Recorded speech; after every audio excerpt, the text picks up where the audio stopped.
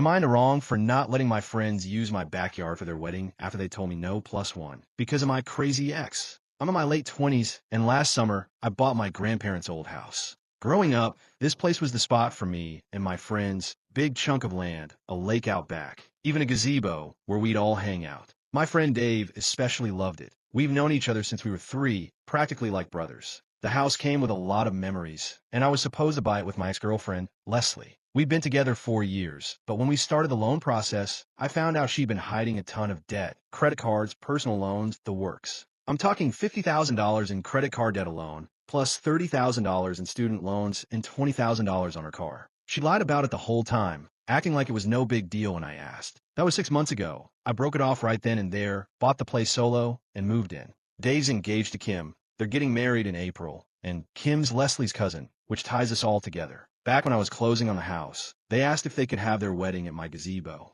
I said, yeah, no problem. It's a cool spot, and I figured it'd be nice to host them. We sorted out logistics early. They paid me back for a special event insurance policy covering up to $2 million for any damage or injuries, since it's my property. The wedding's smallish, 75 guests max, plus 5 catering staff and 5 security guys to keep random people out, because the land's open and unfenced. I've got 2 cottages on the property with bathrooms, and I'm locking up most of the house except the basement, which has 2 more bathrooms. It's all doable. We've handled bigger parties here before. Things got messy in December when I started dating again. Leslie flipped out. She's convinced we're getting back together, even though I've told her flat out it's over. She's shown up at my house at 2 a.m., banging on the door, begging to talk. I've dodged her calls, blocked her everywhere, even stopped going to spots she likes just to avoid her. But she's still a wreck about it. Then Dave and Kim hit me with this. They don't want me to bring a +1 to their wedding for Leslie's sake. See, everyone who's single got a +1 on their invite, Leslie included, and I RSVP'd saying I'd bring someone.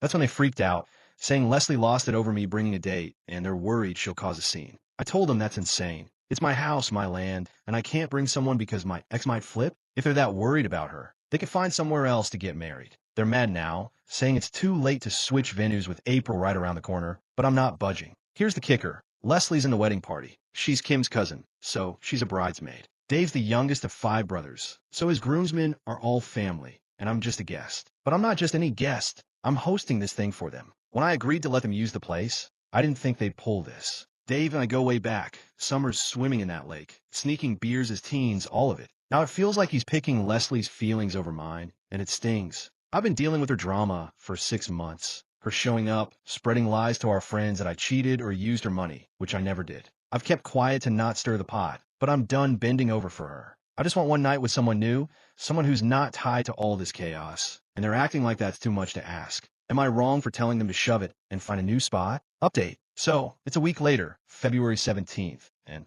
I've got an update for you. This morning, I met up with Dave at a diner near my place. We sat there for almost 2 hours, hashing everything out. I didn't hold back. I told him he's been a lousy friend lately, and not just about this wedding stuff. I brought up years of things that been piling up. Times he'd ditch plans last minute, how he'd lean on me when he needed something, but ghost when I did. Then we got to Leslie in the last 6 months. I've been jumping through hoops to keep the peace with her, letting her rant outside my house at night instead of calling the cops, steering clear of her favorite bars, staying quiet when she told people I screwed her over financially or cheated, which is all nonsense. Dave knows every bit of it, yet here he is, asking me again to put her feelings first. I snapped and said, you and everyone need to stop treating her like a kid who can't handle herself. He admitted she's been a mess since we split, crazy, over-the-top stuff. But then he said she needs closure and wants to talk to me one night to get it. Apparently, she's paid off $10,000 of her credit card debt and thinks showing me that might change my mind about us. I shut that down quick.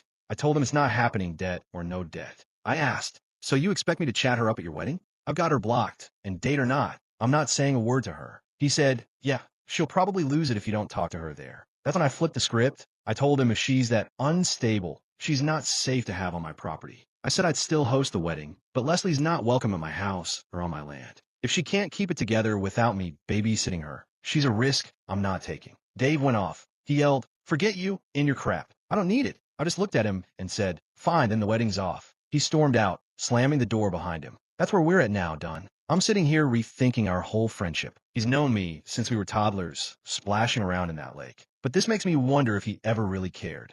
People in our old crew used to ditch him, saying he's selfish, and I'm starting to see it. I offered to step back, even skip the wedding myself to keep it fair, but he wouldn't tell Leslie to act like an adult for 4 hours. My peace matters too, and I'm not letting her ruin it, or my property, over this. They've got 2 months to figure out a new plan, and I'm out.